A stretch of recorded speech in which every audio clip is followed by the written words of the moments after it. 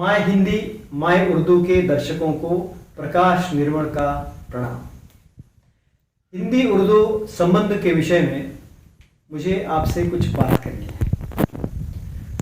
हिंदी ये जो भाषा है, हिंदी ये जो नाम है, आप सभी जानते हैं कि हिंदी बेल्ट की जो सभी भाषाएं हैं उन सभी भाषाओं को हिंदी नाम दिया गया था। और हमारे देश में जो मुगल आए वो विविध भाषा बोल रहे थे। उनकी भाषा थी, तुर्की भाषा थी, अरबी भाषा थी, उसके बाद फारसी भाषा थी। ये सब भाषाओं को मिलाकर और वहाँ की दिल्ली की जो स्थानीय भाषा थी जिसका नाम था दहलवी या खड़ी बोली, ये सब भाषा मिला के एक अति सुंदर एक भाषा का निर्माण हुआ। उस भाषा का नाम था उर्दू। लोग उसे हिंदुस्तानी बोलते थे।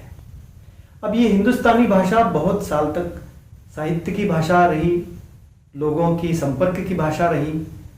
और एक समय आया जब गिलक्रिस्ट नाम के एक विद्वान भारत में आए।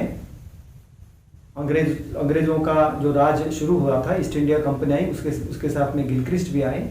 गिलक्रिस्ट ने क्या किया कि ये अरबी फारसी में लिखी जाने वाली हिंदुस्तानी भाषा जो है, जिसे हिंदवी भी कहते थे, उर्दू नाम उसको बाद में आया, तो इस भाषा को उन्होंने देवनागरी में लिखने का प्रयास शुरू किया। लल्लू लाल जी नाम के एक विद्वान थे, उन्होंने इसी भाषा को देवनागरी में लिखना शुरू किया और उसको नाम दिया हिंदी। तो पहला प्रयास ये हुआ, वो 19वीं शती शुरू होने के आसपास। लेकिन फिर भी हिंदुस्तानी ही चल रही थी अरबी फारसी लिपि में। लेकिन एक समय आया फिर 1867 या 1876 के बीच में एक अभियान चलाया गया कि जिसमें लोग ये बोल रहे थे कि जो राजभाषा है कोई राज्यों की, जैसे बिहार है, उत्तर प्रदेश, तब तो यूनाइटेड प्रोविंसेस था, कि उर्दू के बजाय वहाँ ये देवनागरी हिंदी रहेगी। और यह अभियान चला। फिर बिहार का तो राजभाषा का ओहदा उर्दू की बजाय हिंदी को दिया गया। लेकिन हिंदी भाषा जो है, ये हिंदी भाषा का आधार उर्दू या हिंदुस्तानी है और हिंदुस्तानी का आधार खड़ी बोली है। इसलिए हिंदी और उर्दू भाषाएं हम अलग नहीं कर सकते। अरबी फारसी में लिखी जाने वाली हिंदी उर्दू है और देवनागरी लिपि में लिखी जाने वाली उर्दू ये हिंदी है। यही बात है और यही बात हमने ध्यान में रखना चाहिए। अब बात रही दो अलग अलग भाषाओं का, उनको मान्यता क्यों दी गई?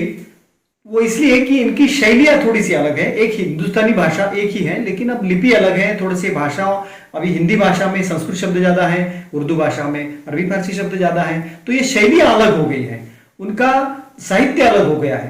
लेकिन बेसिकली लिंग्विस्टिकली देखा जाए तो ये दोनों भाषा एक ही है।